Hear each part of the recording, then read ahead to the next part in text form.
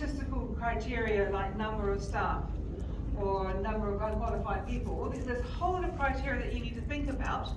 But when you have decision criteria and the criteria are understood by the people who are having the decision made about them, you have transparency. So having decision criteria helps make a decision because you can just say, yes, I can make this decision because I can tick all these boxes and we can make a decision. So that's a really useful thing to have. We're going to talk about the horizon approach because sometimes you have a lot to deliver but you can't deliver it all at once. And horizon approach helps you think about how you can deliver some things in the future to satisfy people who are asking for it now. I have a cohort of ladies over here. Very nice. To do horizon approach now? No, we're not going to get. We're coming to it. Okay, and then we're going to talk about determining what you need to do, prioritizing what you need to do because you're not going to do everything, communicating about those priorities. Your strategy does that, and then delivering on them. There's no point having all of that and then not doing what you say you're going to do. Part of being a good organisation is doing what you say you'll do. And then there's a delivery matrix. You can decide, well, who gets this, who gets this, who gets this. We're not doing that in any detail today. Can we move on? So, where to play and how to win. We know it involves tough decisions. Where to play is who you choose to work with in terms of your customers or your clients or your members. Which sectors you have to work. If you're a multi-sector organisation, maybe not every sector gets the same attention at this point. Which regions? If you are working in different regions, different areas, maybe you can't work with all of them. Maybe you work where you have the resources and you plan for outreach later. If you are sending things to markets, which markets work for you? And it's not all going to be your markets. Some markets are going to be far more receptive to your goods because of their certification rules, for example, or because of the logistics of getting your products there. And you also have to make decisions about which partnerships you need to make. Now, partnerships are a really important part of delivering services. And partnerships are very important for you as an organisation to go forward. But there's one thing about partnerships to remember. You don't have to have 100 MOUs. You just need to have the partners that you need. And you refresh those partnerships as appropriate. So the other side of the equation is how to win. What do you need to be able to do well to deliver where to play? So these decisions help you make, what are you going to keep on doing? We're going to keep on doing this. We know it's successful. We know we're seeing results. But we're not going to do that anymore. If you've been doing something for a long time and you're not getting results, you either got to change what you're doing, or who you do it for, how you do it, or stop doing it. And one of the things when we look at organisations that have some projects, a lot of organisations have a project that never ends. It never ends, and yet nothing ever happens, but there's someone getting funded or whatever to deliver the project that does nothing. And one of the very toughest decisions to make is to stop a project that's not working. But it's also one of the best decisions you can make. It's very hard to communicate it, but the fact is that you need to stop doing things that don't move you forward. What do you need to start doing? Now that's much more interesting. What do you start doing that you weren't doing before? Maybe you're starting a new element in your curriculum. Or maybe you're starting looking at a new region. What do you start doing? What do you do differently? Maybe you don't deliver it face to face. Maybe it's now online. Maybe you find another way to deliver it through a third party, for example. And what do you have to be really good at? What do you have to be really, really good at to deliver? So, what do you have to be good at? What do you know you have to be good at? This table. What do you have to be really good at? आपकी जो core strength है ना वो कहीं आप किस काम में बहुत अच्छे हैं जो काम आप सबसे अच्छा कर लेते हैं एज अ ऑर्गेनाइजेशन के हेड या एज अ मेंबर आपका जो सबसे जो आप अच्छा काम जो आप कर लेते हैं ना वो जिसमें आप अपनी सानी है वो काम कौन सा है? Please don't be a workaholic. You're too precious. You just be more efficient? I am also workaholic. I'm too dedicated. I don't care about time management or anything, but I really want the work to be at perfection, like extreme perfectionist. Okay, so maybe you could be excelling at delegating to people that you trust. What else do you need to be really, what do you need to excel at? Do you need to excel at?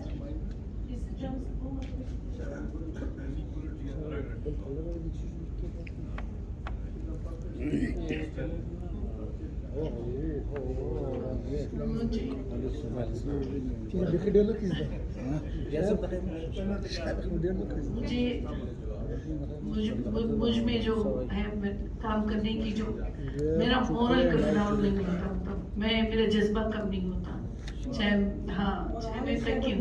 Morale is never down. She says, I work like a keeps on working, and her morale is never down. So you have to excel at keeping your confidence and your energy Yes, up. मैं struggle जितनी भी struggle हो, जितनी भी challenges हो, मैं उनको कबूल करती हूँ और मैं आखिर तक मुझे हर रोज वो जज्बा जगाए रखता है, मुझे जज्बा नहीं, मतलब बेकरार रखता है मुझे. Interesting. Okay, what else? What else? And we're going to come to you guys in a minute.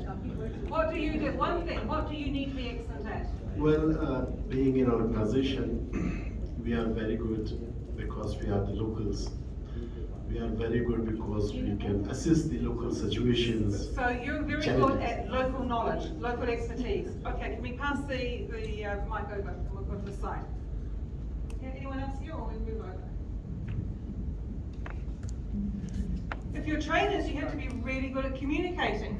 If you're providing information about markets, you have to be really good at research and knowledge management. What do you have to be expert at? Discipline or never give up. That's right. Yeah, to developing a strategy. Yeah. Never give But up. once you have the strategy, then you need to know what you need to be good at. But absolutely. What else? मैं अपने जो किसानों तक अपनी आवाज़ को, जो dairy किसान हैं, उन्हें मैं मुल्क भर के किसानों को हमने व्हाट्सएप ग्रुप्स के जरिए मुनज़्ज़म किया है. 163 ग्रुप्स हैं. हम अपनी आवाज़ को फौरी तौर पे किसानों तक पहुंचा सकते हैं. उनके मसाइल हम अपने तक फौरी तौर पे आते हैं और हम आला ऐवानों तक और नेशनल मीडिया तक हमारी रसाई है. हम अपनी आवाज़ को विद इन 5 मिनट्स आला ऐवानों तक पहुंचा देते हैं और नेशनल मीडिया को हम जब चाहें हम 1-2 घंटे के लिए इंगेज कर लेते हैं. Okay, someone tell me. This is very passionate. इन्हें समझाएं जो बता. He is capable of reaching the higher authorities. If there is a problem. Oh, so very good at knowing who to go to, knowing who to shift, who to And they're very who to poke. organized. Yeah, Yes. they're very organized. What's group? Basically, you have what's group or more than. Understanding the political context. Yes? Political and national media. Yeah, oh, and the media. Okay, you know which buttons to push. Okay, what do you have to excel at? ये बता दो जो बस ठीक है, ये बता दिया, ठीक है. Anyone else? Yes, please behind. What do you have to excel at? What one thing? The people who are engaged with the organization are very much easy to understand the situation, what we want to convey them. We have a easy access and very easily convince them, make them realize what the market demands are, what the situations are required to cope up if in times of difficulty. So they have to understand that they have to understand the local environment. Understand the local environment and situation, demands and issues. Okay, and that's actually a very good segue to what we're coming to, so thank you for that. Another question, how to win, keep doing, stop doing, and start doing. So why this stop doing, stop gap between the keep doing and restart doing? Well, because there are some things that are perfectly fine. There are some things that are not delivering, stop doing. Some things that you hear from your clients that they need and you're not showing them. You start doing that. And some things that you're delivering but they could be better, you do them differently. So you hear you know that you need to start finding more mentors. ये हमारे पूरे group का Because that's something you have to be excellent at, is mentorship. So, and understanding that helps you know where you have to focus. For, do you need to have particular skills to deliver what you need to I think deliver? the best way is the right-based approach, whatever the rightly needed, then you may focus, because you must be aware about what are the situations, what are the needs, and how we can provide them. You need to know needs. Thank you. We're going to come to it right now. In fact, Andrea, can we move to the next slide? ये So, data आपका here is a fact. ठीक हो गया If you don't have clients or customers or members or whatever you want to कुछ call लोग it, books में एतराज करते हैं what's कि the आप point of you business existing? करते रहते हैं यूनियन वाले ठीक है तो उनके मैं Is there any point? बताना चाहता No, हूं उनके अगले because महीने वैसे your मेरा साल business पूरा support हो रहा organizations, you provide a service. है तो मैंने सोचा And if you don't have someone to provide a service to, go home. कि जो कुछ हमने Have a cup काम of किए tea, put your feet उनका up. ना मैंने Because जवाब there's दिया nothing to मैंने do. एक साल में इसके So बाद what's मैं इन्हीं के really लोग important? एतराज करते थे कि जी शाकिर साहब Critical importance. You know your client. You need to know your client. You need to know who they are. You need to know what their needs are. You need to know what their priorities are. And you need to know how you can best support them. And you need to do that through really good quality research and working with them. And you will have different ways of doing that. Some of it will be that you regularly visit them. Sometimes you have meetings. Sometimes you have surveys. There are lots of different ways, but you need to understand what they need. And be very clear. What they think they need is not necessarily what they need. And what they want may not be what they need. So this is why you need to do this, because if you are delivering something that they want and it's not what they need, you're not going to make a change. So this is something that in the next course of Andrea, we're going to do a lot of focus on how to assess client needs. Because this is part of the work of developing a portfolio of services. So that course, which is in early May, is going to take you through the processes for understanding your client needs. So all I'm doing here right now is saying, you really need to know your clients. And once you know your clients, you need to segment your client base to get maximum value, maximum impact. Do you know what I mean when I talk about segmenting your client base? Yes? Yes? Okay, we're going to come back to that in a moment, because I'm going to talk about that. When you know your clients, you segment your clients appropriately, it means then that you have a strategy that's responsive. It helps you focus on what's important, because you cannot do everything and you cannot be everything to everybody. You have to make choices, the tough choices. So you need to know how to develop services that best serve your clients' needs, because you want to make an impact. You're here to make a change. So we want you to be as effective and efficient as possible. So these are critical steps for that. We go to the next slide. Okay. So, I'm going to ask you some very basic questions. I want you to answer these questions. Do you know what your customers really want? Do you know what your customers want? Yes? Hand on heart? Yes. Yes? Yes. Okay. Do you know what they need? Are they the same things? No. That's the uncomfortable situation, right? What they want might be what they need, but it might not be what they need. Okay. Do you know who your most valuable customers are?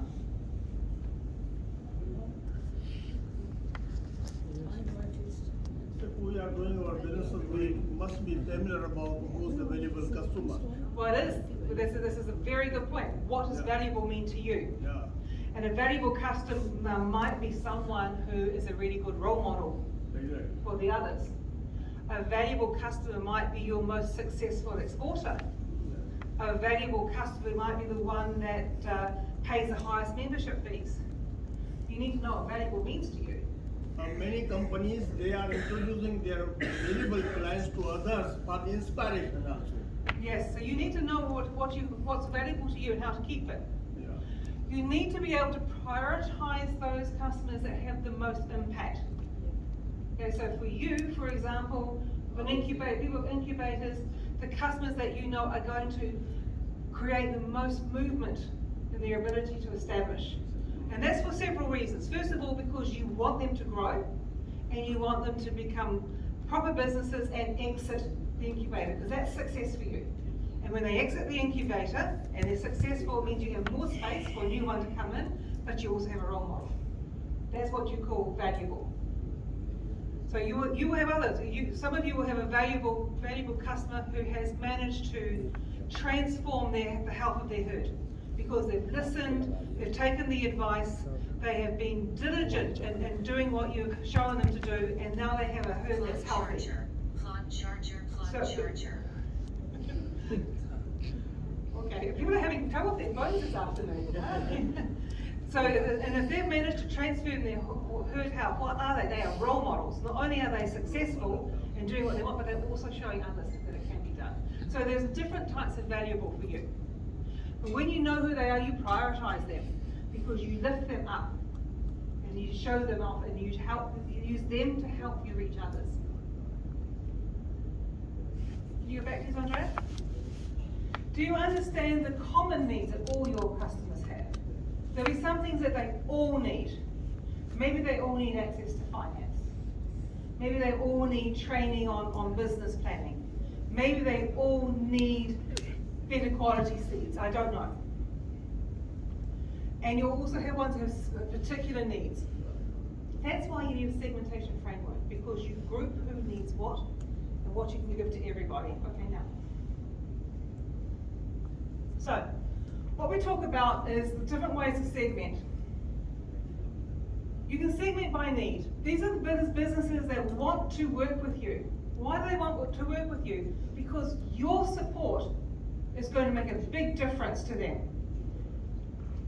They need you.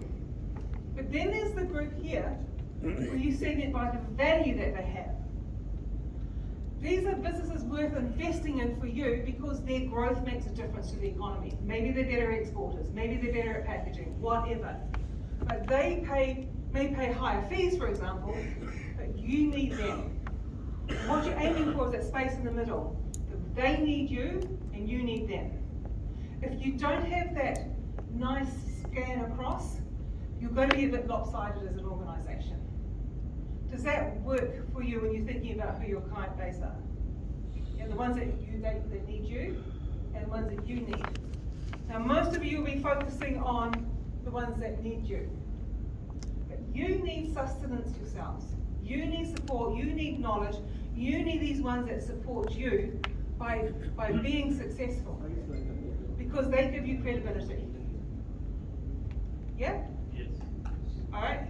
Also, I wanted to add something here. For example, to bring it as an example of the DSO we serve, when we developed the benchmarking model, actually we have worked with several type of business support organization, and we have engaged with organizations that really needed us because they were weak and they wanted to actually to improve. But we also needed to engage with organizations that were more advanced and more performing, because this is our way to learn and to bring it to the picture. Also, I think that what Ben is showing here, and we will developing it further in the next round, is the fact that when you have a large variety of clients that needs you, especially if you're a government agency, you are sometimes very somehow, I wouldn't use this word, but forced to work with them by the government. You cannot leave anyone behind, right? It's a little bit like I say, American, left no one behind. And this also can inform the way you serve your clients. For example, the high impact zone maybe is a zone where you go and you actually interact directly with companies, but you actually deliberately decide to invest more resources, and maybe the other part is what you serve in a off-the-shelf type of thing. For example, online training, self-learning, case studies, information bulletins, something that you can easily multiply without adding additional effort. So this is, I think that New Zealand Trade and Enterprise Act is very interesting. So let me tell you what New Zealand Trade and Enterprise did. So I know it's a big national organisation, but the segmentation approach is actually really relevant. So we were not a huge organisation, and we had around 5,000 companies that we work with. Of those 5,000 companies, maybe 3,000 were quite small and they weren't ready to internationalise, because that was our goal, to get companies exporting. So we have tiers, so the ones who are still very early stage, they have a lot of learning to do. We have a package there that's quite clear. We take them through the standard training and support, but we're not investing a lot of our money into that, because we know they have to do some work next. And then the top level, we have what we call the top 500 companies. These are the companies that we know if we support, the lift in the economy is going to be huge. So we put more money there, so they're creating the lift in the economy, which gives us more funding to help the ones in the middle, which are just about ready to make the jump. So you have the top 500, the bottom 3,000, and the ones in the middle. So the ones at the top, we invest, we don't have to do much with them in terms of training. They just need some sort of support. The ones in the middle who are ready to just move into the top 500, that's where we invest the most. Because it's like a coach. Let's talk about the cricket team. What you do is you have a team and you have the players that are good, the players who are excellent, and the players who are just solid. Where do you place your focus? Who do you support? Which are the players that you support the most? Bottom one. You took the top ones and the ones who could be amazing.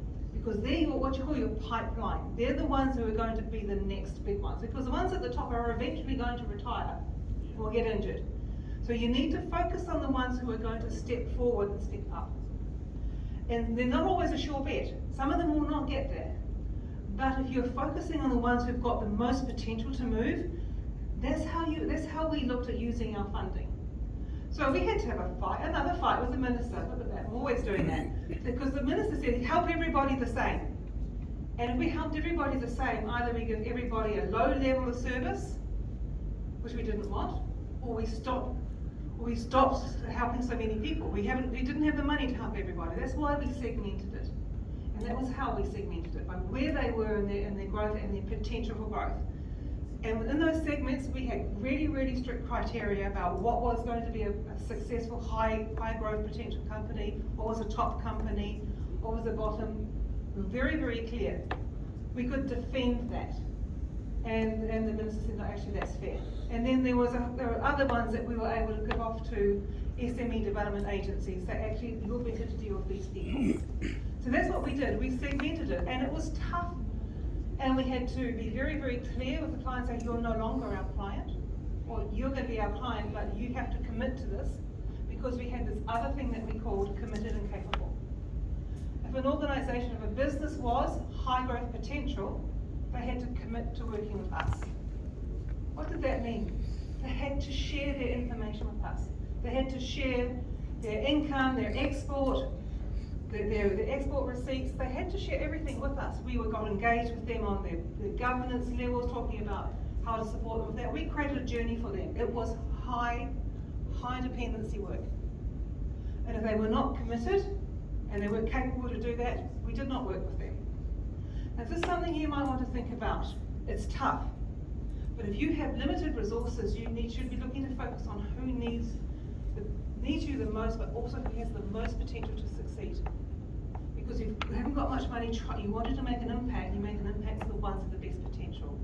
But you have to ask them, are you willing to commit? Have you got the skills to be able to work at this level? And it was a game changer for us. So you might think of how you could apply that type of thinking to who you work with. Because if you're trying to give everybody the same amount, not everybody is going to use it as effectively. And you are here to create change, to shift the needle. By having some performing well, then you're going to have a better opportunity to help the other ones who don't perform so well later. As a concept, does that seem okay to you? Helping the ones that have the most potential before you help the ones who are going to come up later. You're building a pipeline. And there may be a time where you exit someone out the top. If someone's already performing really, really well, they might not need your help anymore. Let them go, set them free, let them fly. Put your focus on them. Okay. So, of course, Andre, you're going to talk a lot more about this sort of thing when you do the portfolio thing. So, there are different ways of segmenting. So, here's some very, very simple examples. If you're a trade promotion organisation or an investment, you might talk about a potential exporter, someone who's not exporting yet as a particular group. Because at that stage in their growth, they have certain things they need to develop in themselves. Then there's someone who's a new exporter, which needs a completely different type of support. Finding new markets, getting into those markets, that's really tough. The move from potential to a new exporter is really hard. And that's where you need a lot of support. Then you have passive exporters, the ones who actually could export and they're not doing much about it. What do you do with the passive exporters? Not much, unless they're interested in exporting again, right? Then you have active exporters. You want to help these guys because these are the ones you want to diversify their products, diversify their markets, grow, grow, grow. And the key sector exporters, these are important because they set the standards. They provide aspiration. They provide inspiration. So that is one way that you could segment in a TPO. Unfortunately, when we go to TPOs, how do we see them they're segmented? By sector. Yeah. By furniture, textiles, electronics, these sorts of things.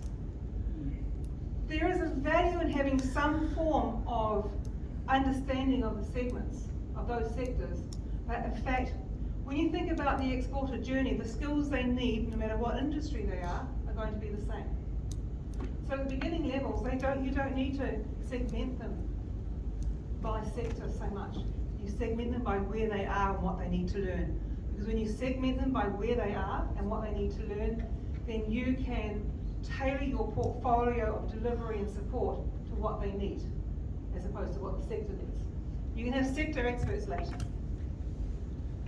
So similarly, for a more generic business support organisation, you'd be looking at where they are in terms of are they a pre-startup, are they a startup organisation, are they high growth, or are they an existing business, and so forth.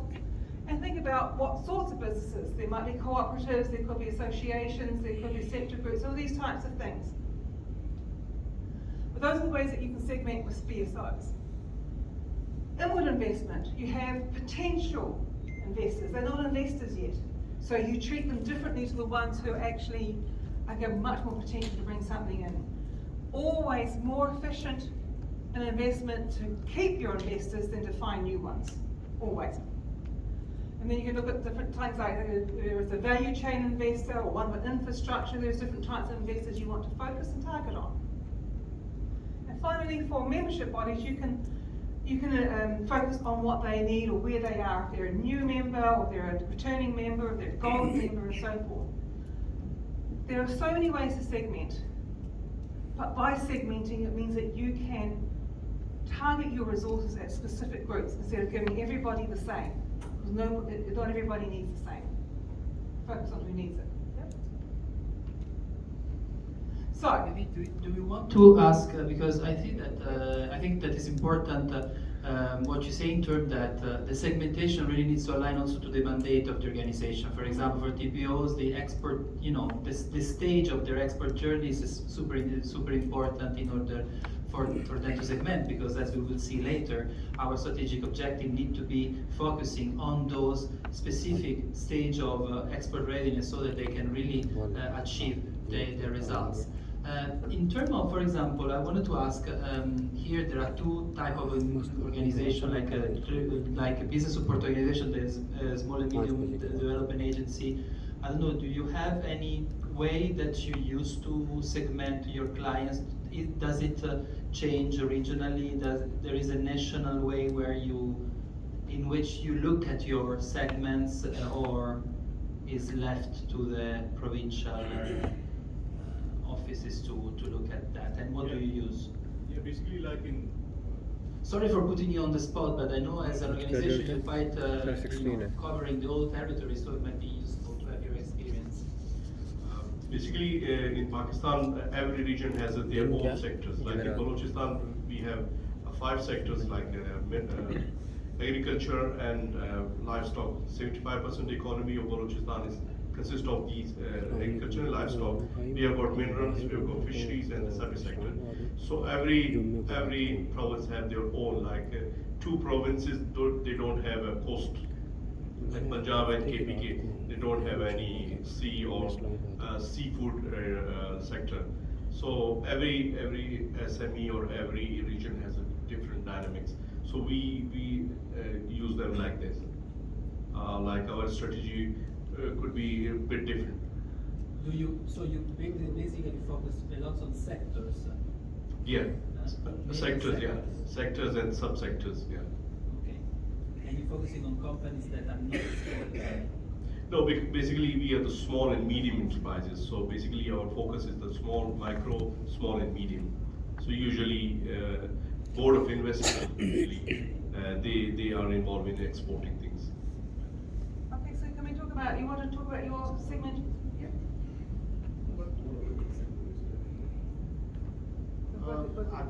I think this segmentation, especially in the investment sector, we do that. We have 3 categories for that. The first one is those companies which invest in the sector which are export-oriented productions. I mean, they produce those products which can be exported. That is a top priority. We give more priority to those companies. And then second place, we are giving preferences to those companies which produce products which are import replacement products. And then the third stage, we are those companies or those organizations which are dealing in the saturated market, which already we have in a large number, and which production are usually consumed within the province or within the country. So we have 3 categories always, and we have given more importance to the top 2 categories. Your focus is from external investors. Both, and it can be external and within the okay, also internal. But we are expecting that might be that SMC have an other strategy. How the business community who are in the SMEs, they may scale up their businesses and they come forward in the mainstream of the industries. This is also the part of the strategy of the SMEs. Might be they have or not, but we are expecting from the SME in the country. Well, we want them to grow, right? It's an important sector. We just what you do. Yeah, thank you. As I am representing Karachi Chamber of Commerce, and in Karachi Chamber of Commerce we have 26,000 members, and they are from different fields, like they are traders, they are industrialists, they are exporters. But nowadays we are focusing more on the export and import substitute industry, because the main problem of our country is that we are importing $80 billion goods, and we have an export of only $33 billion. So that makes a huge current account deficit. So now we are working more on to boost the exports and import substitute industry. So does it mean that you treat your members that are exporters or are supporting import substitution differently from other members? No, not like that, but to somehow we are giving more priorities to the exporters and the persons who are, because we are facilitators. If somebody have any issues, our members have any issues regarding with any government organizations, and they want to set up an industry, they have certain hurdles, we help them out. So we are definitely giving the priorities to the exporters and the industries who are import substitute industries.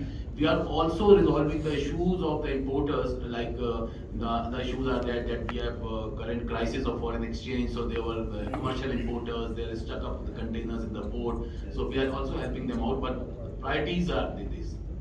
Excellent, good. Over this side of the room, can some of you tell us how you segment your client groups? Anyone we haven't heard from recently? Okay, here, you wanted to say, Andrea, you wanted to say something? Yeah. Yes, please.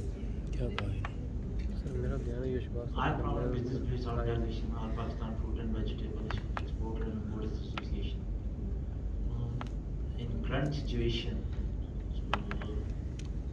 after the recession in the world, so it's very hard to export now because of recession. Everything has gone. The freight cost has been very raised, and the exchange rate. But we are helping our members as association to boost the exports. So exports and Agriculture importers. exports. Okay. So how do you segment your client, your members? Yes. Yeah, you have exporters and pre-exporters? So we have big exporters, small Yeah. exporters, Okay. medium size exporters. Okay, yes. We are treating them respectively. Excellent, okay. जी, जी। Any of us want to tell us about the business approach?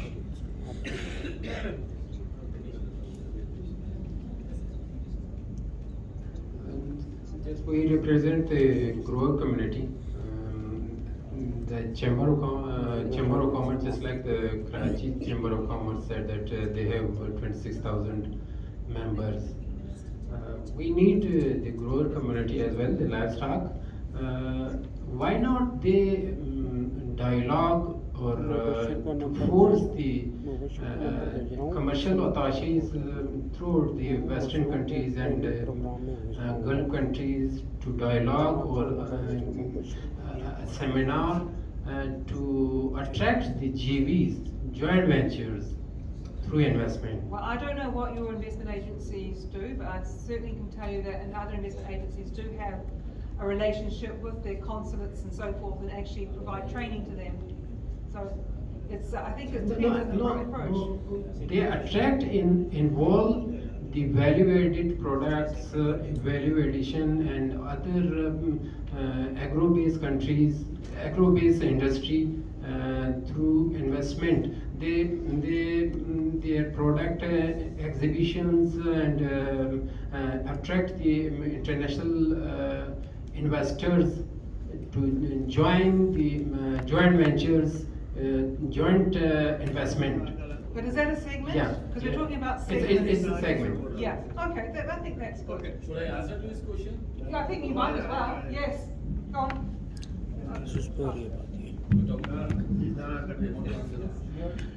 Actually, example of client segmentation, I will discuss the 2 point potential exporter and active export. Potential exporter and active exporter. In our country, we have 2 types of items which are exported to the host countries, client countries: industrial side products and the aggregate side products. In the industrial sites exports, we have special industrial zones in most of the major cities of the country, where the host client countries, importers visit the site areas, negotiate the deal, place the order, and take their commodities to their host country. While as potential exporter, I myself as a grower assume myself as a potential exporter. I do not actively involve in export, but I produce my product and place it before the active exporter, who take my commodity as a sample to the host country and get the order according to the quantity and requirement of the host country's client, and take away the commodity for exporting. So as far as the industrial sector is concerned, we have a special industrial zone where the host country client visit, and also we have our special agriculture zones, market committee. Like Karachi, we have a big sabzi mandi where potential client of the host country visits the market, sabzi mandi. they place their orders because the potential exporters have established their cold storage. They put their commodities in the cold storage, and the client of the host country visit the sites of the cold storage and place their order and negotiate the deal and take the commodity to their host countries. Thank you. Thank you. And we have Thank a you. I response think from- that it's important also to understand how, because you have all these facilities and those special processing zone, special agricultural zone.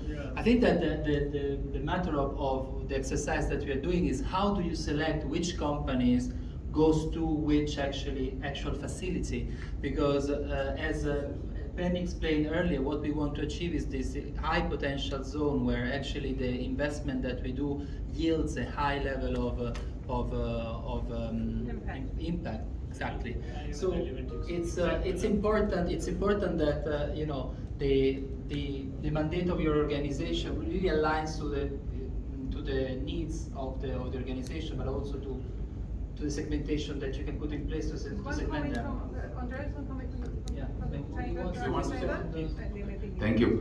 I just want to answer the question of my friend. He just asked that if you should talk to the ambassadors or the commercial counselors of the different countries so they can bring the investment here and make a JV. So I just want to bring you in your notice that as Karachi Chamber is one of the largest chamber in Pakistan, and almost every month there are 2-3 ambassadors coming to visiting Karachi Chamber of different countries. So we talk to them and we try to convince them to bring the investment, because we told them, we asked them that as we are importing this amount of goods from their country, so if we have a joint venture here or they set up a local industry here, we can have a JV, so we can start here business.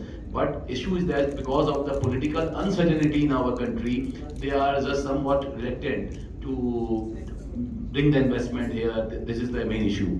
So we are working on it, and this is in our agenda. And because just now I told you that our problem is only that we are importer, but mainly 80% raw material we import, $80 billion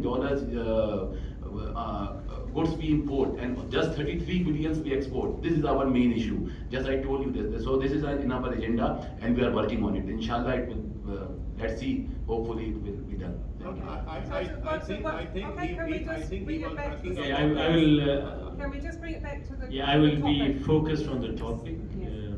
and I will share an example that might make a sense. We receive applications from all types of businesses. Some are It's an incubator. yes, incubator. So how we segment our client base is that some are high growth startups. We have a different program for them. Some are individual single person businesses. We call them micro enterprises.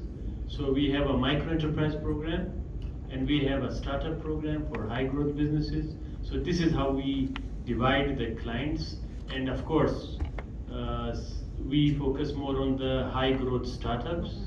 So we provide them more incubation attention. We provide them space for a longer period of time, and we provide them more trainings. This So is that's a how we perfect differentiate. example of how you have segmented your groups and the services, the differentiation of services that you provide. So Yes. thank you for that. Andre, can we move to the next? Asked. Thank you.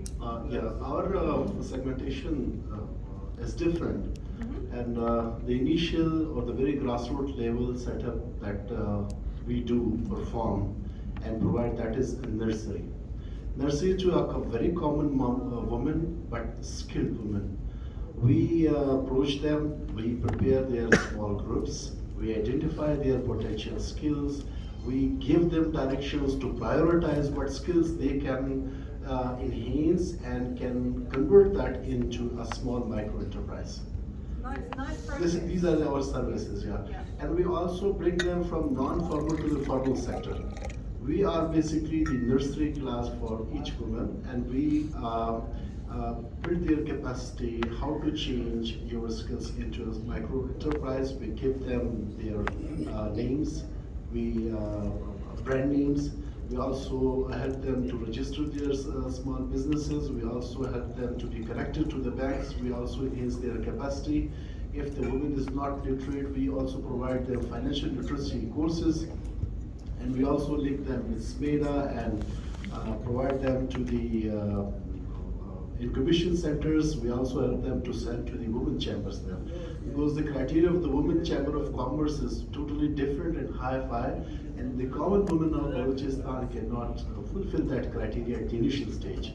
Once they are ready from non-formal to the formal sector. These are our segmentations. Thank you for that. And what we're seeing are lots of different approaches, and I think that's really good. Thank you for your clear approach, and thank you for explaining your process.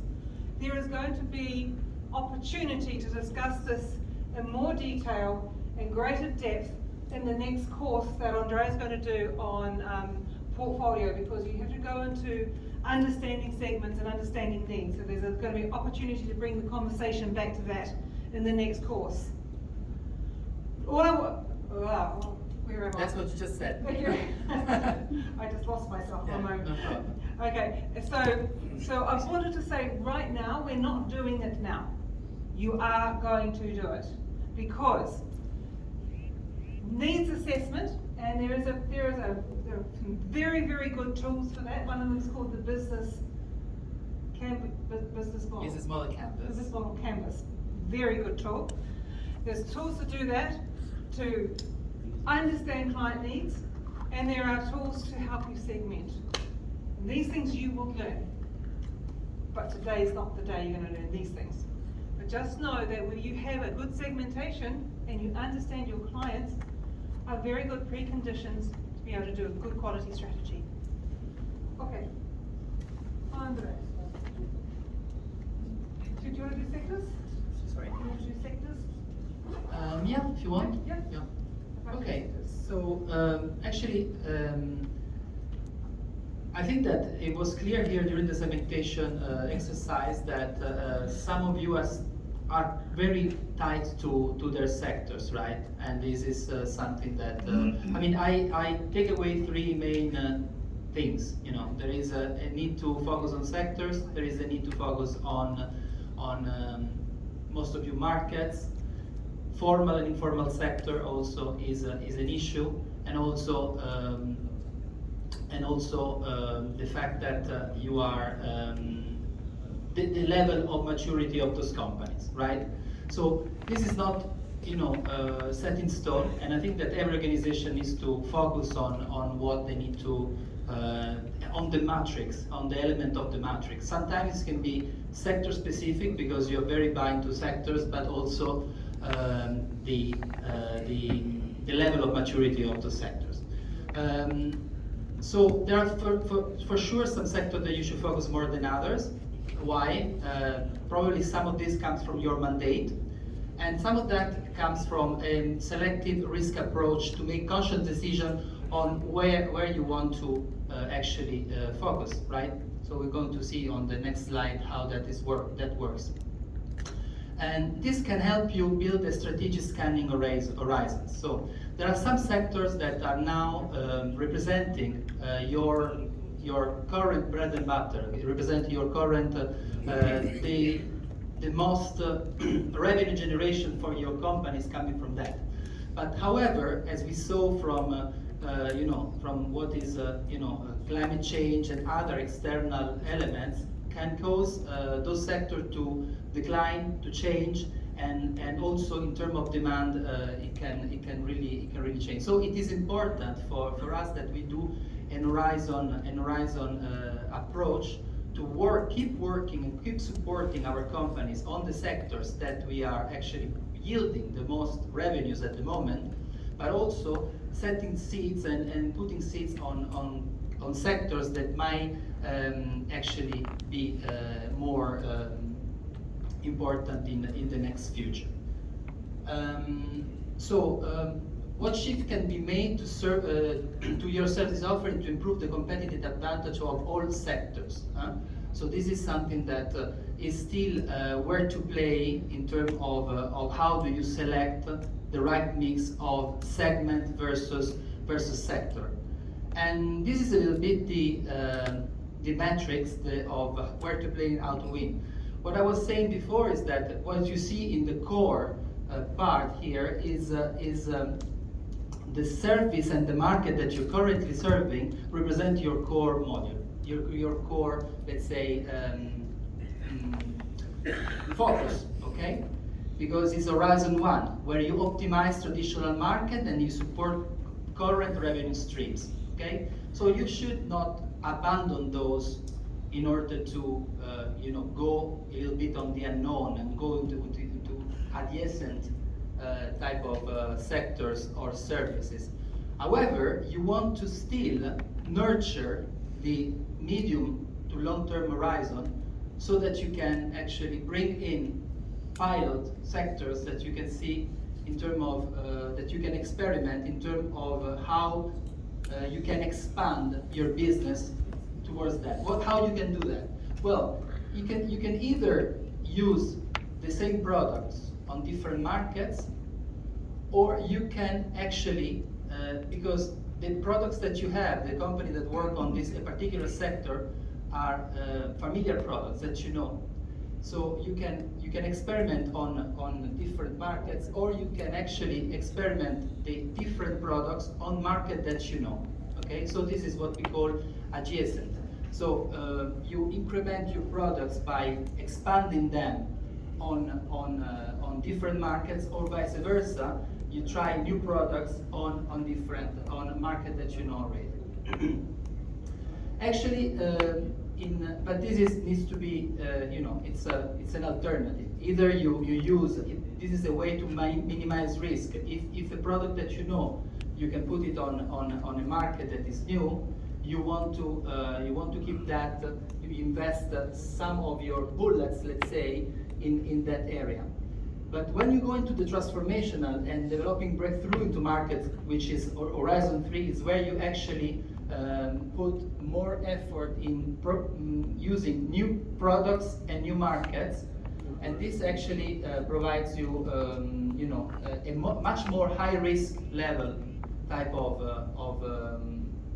let's say, activity.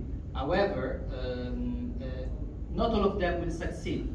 Okay, we have much more possibility to succeed in the first two horizons. The first one is your core horizon, and for sure you know where you're going. You know that you're exporting existing product, existing assets to the markets that you know already. In the second horizon, you increment those products and services on new markets, or you increment existing products and known product on new markets. So you try to expand beyond your core objective. And why you do that? Because you're trying to build on your pipeline for the future. And the third, Horizon 3, pave the way ahead for businesses to new frontiers and new market advantages. So this type of horizon approach might not be talking to you in terms of your own organization. Maybe some of you are only working on the current market, but it can also be applied to this type of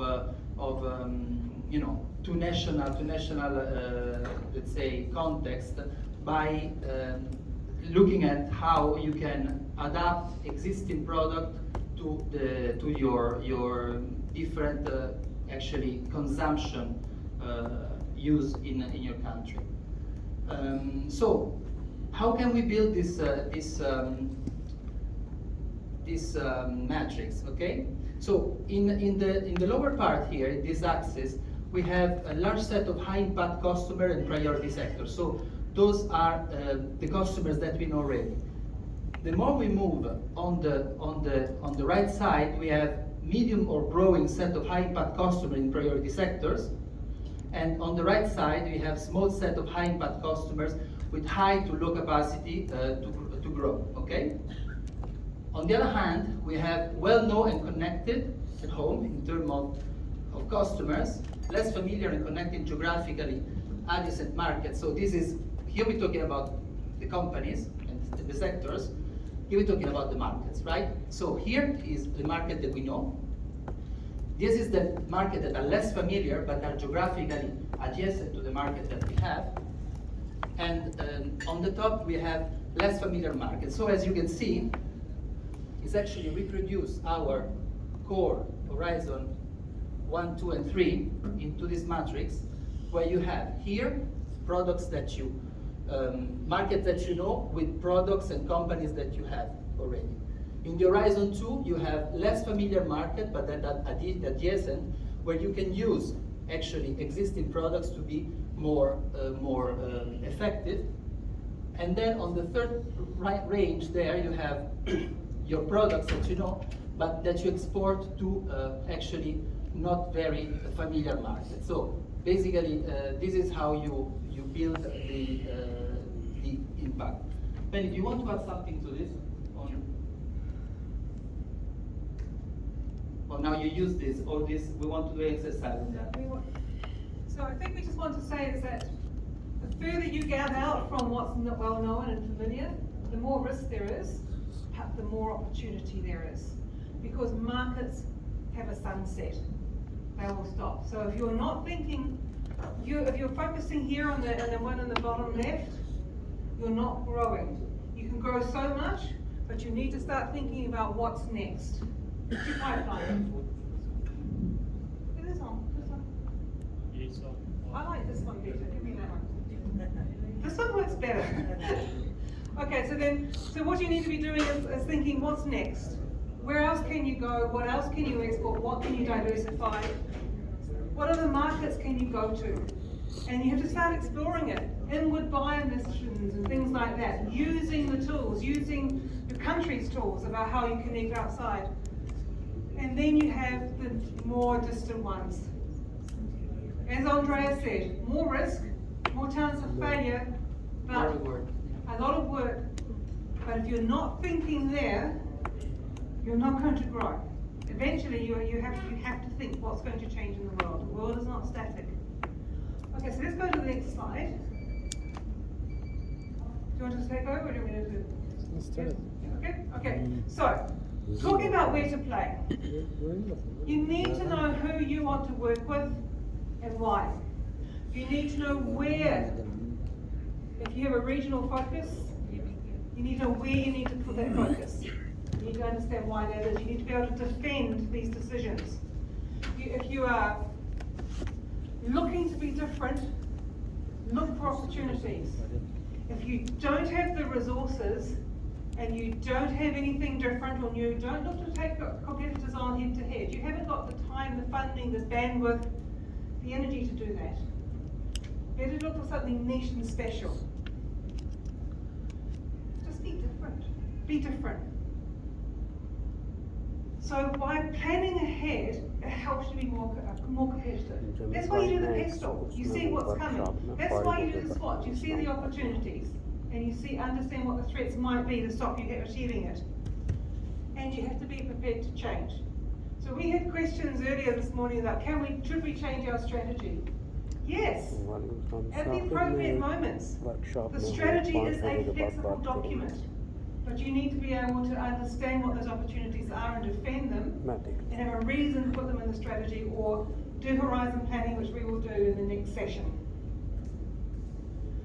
And be careful if you're going somewhere that no one has been before.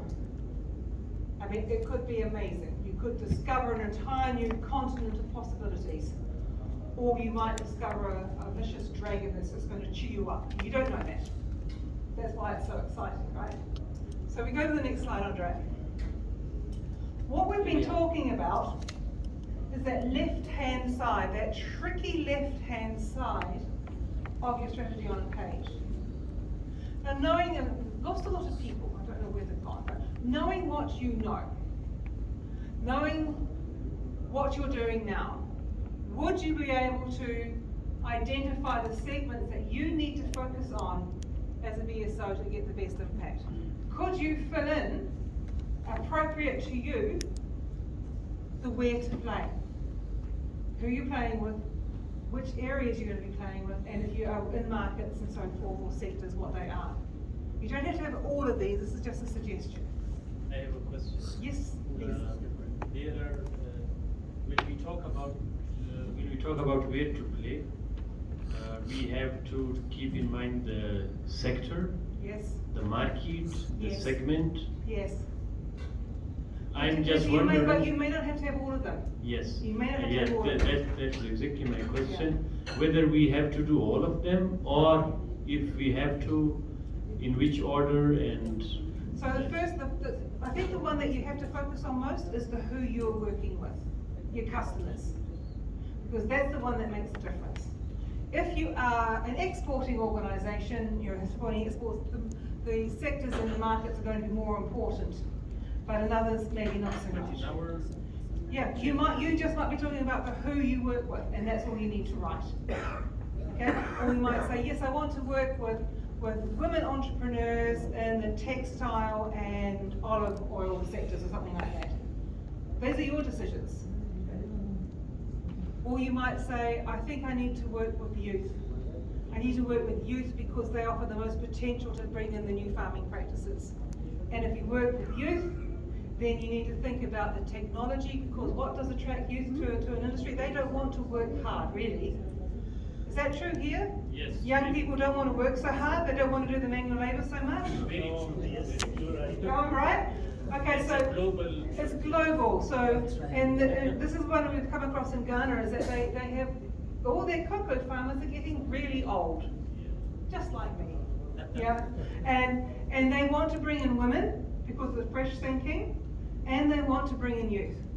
The women they can bring in by changing some of the rules. The youth, they have to bring in by changing the technology, because why don't they just go to the city and write video games, you know? But if you say, hold on, we're going to give you some plant that makes you more efficient as a farmer and you have the potential to make a lot of money, you have to have something to attract them. This is why this where to play is really important, because if you want to attract youth, then you need to have a strategy to attract youth. Yes, our strategy is to have more youth. What do we need? So those are the sorts of things you have to think about. That's why the where to play is really important, because it helps you focus on what you need. In our case, we don't have strategies right, पे नजर कर रही बात करें ना जो हमारा sector है जो हमारा You don't have to make choices about sectors. If your incubator is absolutely clear, it doesn't have to be any particular sectors, then no, absolutely not. Okay, you need to focus. But also, I think that you see here, now we got on in this strategy on the page on the client segmentation and also on the sectors. They say, if you read there, is that to maximize our impact, we have to prioritize and therefore we'll focus on. That means that you will not leave anyone behind in terms of your incubator. But I think that it could be, based on historical data that you have in terms of who are the sectors that are mostly appealing for your incubator, what is the success rate that your entrepreneurs actually have, conversion rate to actual enterprise. That could be your priority sectors. That could be the sector that you will focus more, and then into an horizon approach, you can start focusing on them, providing specific services or incubation services. But you can also see maybe in specific sector. Now, I don't know exactly in an incubator what could be the difference between the incubation of a company from an IT sector or an incubation from a company from an agricultural sector. But I think that there might be some differences to some extent. So this is not set in stone. This is the firms will be the segmentation that we have discussed earlier. So basically, you have a very excellent service segmentation already. You already know exactly who you are impacting on. So those who have them, it's going to be easy for you. The sectors are actually, it's up to you to see whether it's something useful. It would be useful to focus on, to have a matrix that includes also sectors in your case. Maybe not, but maybe yes, based on, as I said, on historical data and on prospective data. And the markets can be useful for all organizations, but especially for organizations that export into foreign markets, but also from internal markets. I mean, you can identify market segments within your your country. So maybe for agricultural products will be I don't know, cooperatives or retails or wholesalers. This kind of things can be also some market perspective that you can have. So for over here, some of you which have agricultural type ones where you're looking at herd health and crop health, you might say, okay, we need to focus on people in this region where they have a particular issue with the disease. So you might sort of segment them as like the ones who have the biggest need because of the disease, or the ones who are in an area that's at higher risk of climate change. You need to think about what is it that you need to change or need to support to make the change. So that's how you decide what you focus on. Where do you need to focus?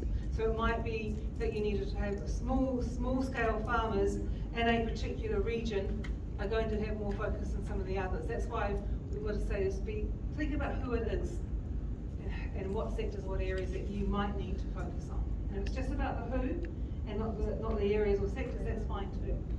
So it might be dairy farmers, or it might be cattle meat farmers. I don't know. These are your questions. Or that might be how you say, or that's what you say. Yes. Basically, when